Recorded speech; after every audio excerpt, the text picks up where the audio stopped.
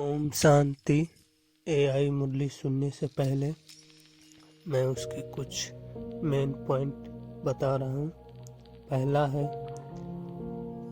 यह क़यामत का समय है।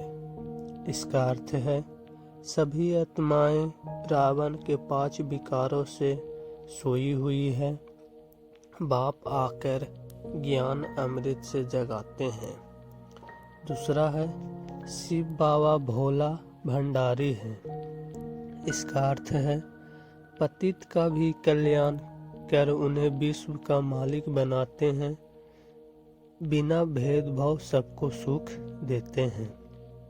अगला है, हम आत्माएं मुसाफिर हैं। मूल घर निराकार दुनिया है। यह आत्मा में 84 जन्मों का रिकॉर्ड भरा है। अगला पॉइंट है, 2 राज चलते हैं।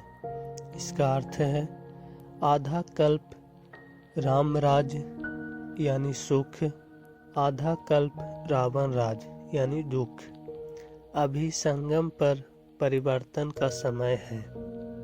अगला पॉइंट है, सच्ची सत्यनारायण कथा। इसका अर्थ है बाप हमें नर से नारायण, नारी से लक्ष्मी बनाते हैं। यही सच्ची अमर कथा है।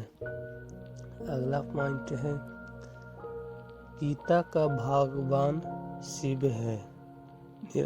इसका अर्थ है निराकार परमात्मा शिव ही गीता सुनाने वाले हैं, श्री कृष्ण नहीं। अगला पॉइंट है, विकार रूपी विष त्यागो। इसका अर्थ है इस अंतिम जन्म में पवित्र बनकर अमृत पियो और दूसरों को भी पिलाओ। अगला पॉइंट है, माला का रहस्य। इसका अर्थ है शिव बाबा फूल हैं, फिर ब्रह्मा सरस्वती, फिर हम दाने। याद से नहीं ऊंचा पद मिलता है। याद से ही ऊंचा पद मिलता है। तो चलिए ये सारे पॉइंट एआई मुरली के जरिए स्पष्ट रूप से समझते हैं। चलिए, आज हमारे पास ज्ञान का एक बहुत ही दिलचस्प स्रोत है जिसका टाइटल है अमृत का ज्ञान कब्रिस्तान से संप्रभुत्व तक। ये 12 फरवरी 2026 की एक प्रातःकालीन मुरली है। और इसकी पहली ही लाइन मतलब वो दिमाग में अटक जाती है। हाँ, मैंने भी पढ़ी। मीठे बच्चे, ये कयामत का समय है। रावण ने सबको कब्र दाखिल कर दिया है। बाप आए हैं अमृत वर्षा कर साथ ले जाने। मतलब कयामत, कब्र दाखिल, ये शब्द ही बहुत भारी हैं। बिल्कुल, सुनने में तो किसी एपोकलिप्टिक फिल्म की कहानी लगती है ना। हाँ बिल्कुल। तो आज हमारा मिशन यही है कि इन शक्तिशाली रूपकों की परतों को खोला जाए, ये समझने की कोशिश करें कि ये स्रोत आखिर कहना क्या चाहता है। हाँ, समय के बारे में, आत्मा की यात्रा के बारे में और इस तथाकथित कयामत से निकलने के रास्ते के बारे में। चलिए इसमें गहरी उतरते हैं। तो वहीं से शुरू करते हैं। ये जो कयामत का समय और सबको कब्र दाखिल करने की बात है, ये सुनने में तो बहुत डरावना लगता है। इसका मतलब शाब्दिक तो नहीं हो सकता है ना? नहीं, बिल्कुल नहीं। इसे सीधे सीधे नहीं समझना है। ये एक तरह का प्रतीक है। अच्छा। इस लेख में रावण को किसी 10 सिर वाले राक्षस के तौर पर नहीं, बल्कि हमारे अंदर के जो 5 विकार हैं, काम, क्रोध, लोभ। हाँ, काम, क्रोध, लोभ, मोह और अहंकार, इनके प्रतीक के तौर पर दिखाया गया है। तो जब कहा जाता है कि सब कब्र दाखिल हो गए हैं, उसका मतलब है कि इंसान इन विकारों की चिता पर बैठकर आध्यात्मिक रूप से भस्म हो गया है। यानी हम जागते हुए भी एक तरह से अज्ञान की गहरी नींद में सोए हुए हैं। अच्छा, तो ये एक आध्यात्मिक मृत्यु की बात हो रही है, शारीरिक नहीं। ये तो बहुत दिलचस्प विचार है कि हमारा सबसे बड़ा दुश्मन बाहर नहीं बल्कि हमारे अंदर ही है। बिल्कुल। हमारी अपनी अनियंत्रित भावनाएं और इच्छाएं जो हमें एक तरह से कैद करके रखती हैं। ये तो कुछ मॉडर्न साइकोलॉजी की बातों से भी मिलता जुलता लगता है। बिल्कुल सही पकड़ा आपने। ये एक आंतरिक लड़ाई की बात है और इसी संदर्भ में ये स्रोत दुनिया को दुख धाम कहता है। और इसकी तुलना एक आदर्श दुनिया सुखबाम से करता है, जिसे राम राज्य भी कहा गया है। राम राज्य और रावण राज्य। हाँ स्रोत के मुताबिक समय का चक्र 5000 साल का है, जो 2 बराबर हिस्सों में बटा है, आधा समय सुखधाम और आधा दुखधाम। लेकिन एक सवाल है, अगर हम इतिहास को देखें तो हर युग में लोगों को लगा होगा कि वे सबसे बुरे समय में जी रहे हैं, तो क्या ये स्रोत कोई खास पहचान बताता है कि यही समय अंत का या कयामत का समय क्यों है? बहुत अच्छा सवाल है। स्रोत के अनुसार फर्क जो है वो तीव्रता का है। अच्छा। ये कहता है कि आत्मा अपनी यात्रा में सतयुग में पूरी तरह से पवित्र मतलब सतो प्रधान होती है, और फिर धीरे धीरे 84 जन्मों के चक्कर में उसकी शक्ति कम होती जाती है। ओके। और कलयुग के अंत तक वो पूरी तरह से तमो प्रधान या अपवित्र हो जाती है, और इस समय को संगम युग कहा गया है। मतलब ये एक सुई की नोक जितना छोटा अनोखा क्षण है। संगम युग मतलब पुरानी और नई दुनिया का मिलन? बिल्कुल। कल्पना कीजिए कि एक विशाल अंधेरा और तूफानी सागर एक शांत साफ नदी से मिल रहा हो, तो ये संगम उस मिलन का बिंदु है। ये पुरानी पतित दुनिया के अंत और नई पावन दुनिया की शुरुआत का समय है। तो ये सिर्फ एक बदलाव नहीं बल्कि एक पूरा काया पलट है। हाँ, एक ट्रांसफॉर्मेशन है। तो अगर समस्या इतनी गहरी है तो जाहिर है स्रोत इसका कोई समाधान भी बताता होगा। यहीं पर बाप या शिव बाबा का जिक्र आता है, जिन्हें भोला भंडारी भी कहा गया है। ये उपाधि क्यों? भोला भंडारी का मतलब है वो जो बेहद सरल हो और अपने ज्ञान के खजाने को बिना किसी भेदभाव के लुटा दे।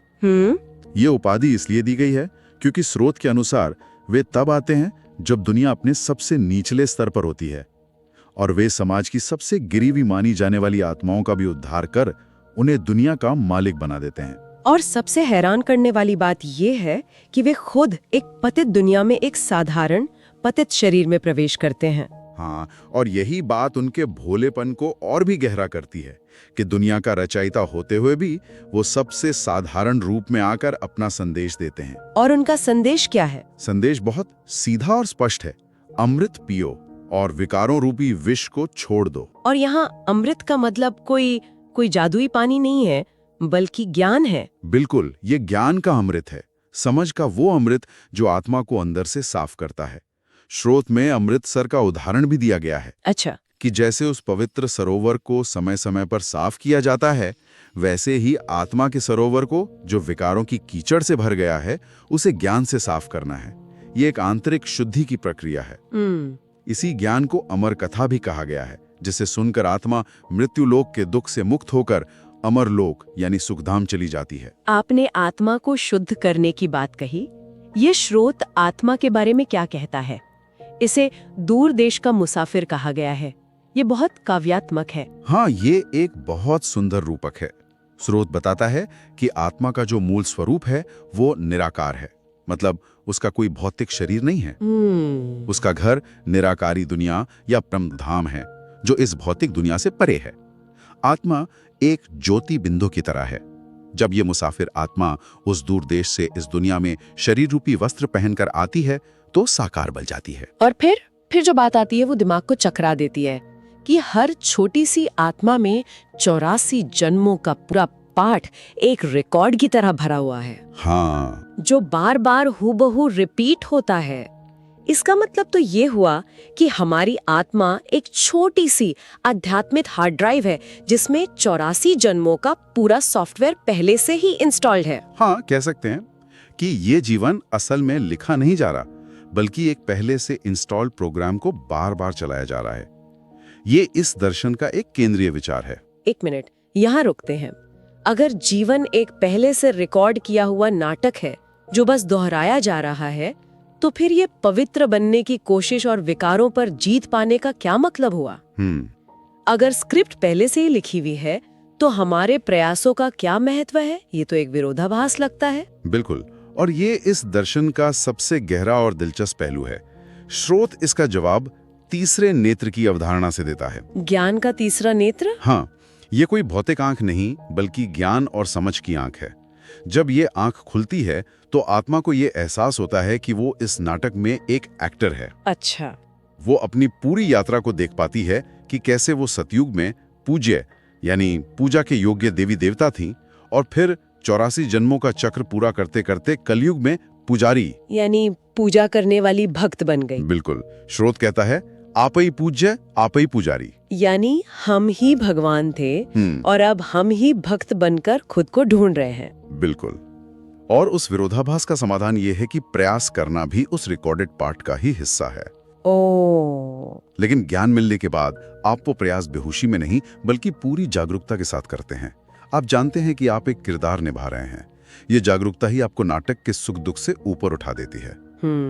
ईश्वर को सदैव पूज्य कहा गया है क्योंकि वे इस जन्म मरण के नाटक में नहीं आते। वो इस नाटक के डायरेक्टर की तरह हैं जो बाहर से आकर एक्टर्स को उनका भूला हुआ पार्ट याद दिलाते हैं। अच्छा, तो ये सब जानने के बाद इस ज्ञान को व्यावहारिक जीवन में कैसे उतारना है?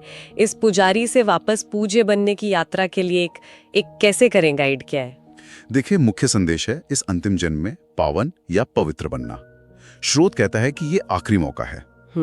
इसमें स्त्री और पुरुष दोनों के अंदर जो 5 विकार हैं उन पर जीत हासिल करना शामिल है।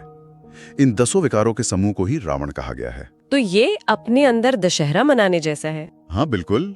बाहर रावण का पुतला जलाने की बजाय अपने अंदर के काम, क्रोध, लोभ रूपी रावण को ज्ञान की अग्नि से भस्म करना, इसी जीत से स्वर्ग या सोने के महल की प्राप्ति होगी। ये एक शक्तिशाली विचार है कि असली लड़ाई हमारे भीतर है। स्रोत में एक माला का भी जिक्र है, वो क्या है? माला आत्माओं के आध्यात्मिक पद का प्रतीक है। जैसे एक जपमाला में दाने होते हैं ना, हाँ। ये आत्माओं की एक विजय माला है। इस माला का जो सबसे ऊपर का फूल है वो है शिव बाबा, फिर पहला दाना ब्रह्मा और सरस्वती का है, और फिर बाकी वो आत्माएं हैं जो इस ईश्वरीय कार्य में पूरी तरह मददगार बनती हैं। अच्छा। और इस विष्णु की माला का हिस्सा बनने के लिए बाप की याद में रहना, यानी निरंतर उस ज्ञान के चिंतन में रहना जरूरी बताया गया है। ये बहुत दिलचस्प है। स्रोत में गीता को लेकर भी एक अलग दृष्टिकोण दिया गया है जो हमारी पारंपरिक समझ से काफी अलग है। ये तो एक बहुत बड़ा दावा लगता है। हाँ, और ये एक बहुत ही महत्वपूर्ण बिंदु है जिस पर स्रोत काफी जोर देता है। वो ये स्थापित करने की कोशिश करता है कि गीता का ज्ञान देने वाला भगवान निराकार शिव है, न कि साकार श्री कृष्ण। इसका तर्क यह है कि श्री कृष्ण तो स्वयं जन्म मरण के चक्र में आते हैं। वो सतयुग के पहले राजकुमार थे। वो ज्ञान लेते हैं, देते नहीं। ओके। जबकि ईश्वर यानी शिव इस चक्र से परे हैं। वो जन्म नहीं लेते बल्कि ज्ञान देने के लिए एक साधारण मनुष्य के शरीर का, कह सकते हैं, लोन लेते हैं, यानी उसमें प्रवेश करते हैं। तो ये तो गीता की पूरी व्याख्या को ही एक नया मोड़ दे देता है। मतलब ये गीता के संदेश को श्री कृष्ण के व्यक्तित्व से अलग करके एक निराकार सार्वभौमिक स्रोत को दे देता है। बिल्कुल। स्रोत के लिए ये भेद करना इतना जरूरी क्यों है? क्योंकि ये इस दर्शन की नींव है। अगर भगवान भी जन्म मरण के चक्र में आता है तो वो सदैव पूज्य और पतित पावन नहीं हो सकता। सही बात है। स्रोत के अनुसार केवल वही आत्माओं का उद्धार कर सकता है जो खुद इस चक्र के बंधन से मुक्त हो। ये भेद ईश्वर, आत्मा और ज्ञान के स्रोत के बारे में एक बिल्कुल नई समझ देता है। तो अगर हम इस पूरी चर्चा को समेटें तो ये स्रोत एक ऐसी दुनिया की तस्वीर पेश करता है जो विकारों की नींद में इतनी गहरी सोई हुई है कि वो एक कब्रिस्तान बन गई है। बिल्कुल। और उस कब्रिस्तान में एक दिव्य पिता आता है जो ज्ञान के अमृत से सोई हुई आत्माओं को जगाता है और उन्हें इस अंतिम जन्म में पवित्रता के रास्ते पर चल के मुक्ति पाने का मार्ग दिखाता है जो एक नए स्वर्ग यानी सुखधाम की ओर ले जाता है। ये कांटों के जंगल से गार्डन ऑफ अल्लाह तक की यात्रा है। हाँ, और एक पुजारी से फिर से पूज्य बनने की यात्रा, जिसका आधार अपने अंदर के रावण पर विजय प्राप्त करना है। इस स्रोत का एक स्लोगन मुझे बहुत शक्तिशाली लगा, सदा स्वमान की सीट पर स्थित रहो तो सर्व शक्तियां आपका ऑर्डर मानती रहेंगी। ये आत्मसम्मान और आंतरिक शक्ति की बात करता है। ये बताता है कि जब आप अपनी असली पहचान में टिक जाते हैं तो बाहरी परिस्थितियां आप पर हावी नहीं हो सकती। और अंत में ये स्रोत हमें गहरे चिंतन के लिए छोड़ जाता है। हमने उस विरोधाभास की बात की थी। हाँ। कि अगर 84 जन्मों का पूरा नाटक पहले से ही आत्मा में रिकॉर्डेड है और हूबहू दोहराया जाता है तो इस ज्ञान और प्रयास का अंतिम लक्ष्य क्या है? शायद इसका उद्देश्य नाटक को बदलना नहीं है, क्योंकि वो तो बदल ही नहीं सकता। शायद इसका असली उद्देश्य नाटक के भीतर अपनी भूमिका को बदलना है। एक बेहोश मजबूर अभिनेता से एक जागरूक आत्मसम्मान में स्थित नायक बनने का। भले ही संवाद वही हो, लेकिन उन्हें बोलने का एहसास और अर्थ पूरी तरह से बदल जाता है। यह वीडियो केवल शिक्षा और आध्यात्मिक उद्देश्य के लिए है। इस वीडियो में प्रयुक्त ऑडियो AI जनरेटेड है। हम किसी भी संस्था, संगठन या आधिकारिक चैनल का प्रतिनिधित्व नहीं करते। यदि किसी इस कंटेंट से आपत्ति हो तो कृपया ईमेल के माध्यम से संपर्क करें। वीडियो को लाइक करें, पसंद आए तो शेयर और चैनल को सब्सक्राइब जरूर करें। ओम शांति। ओम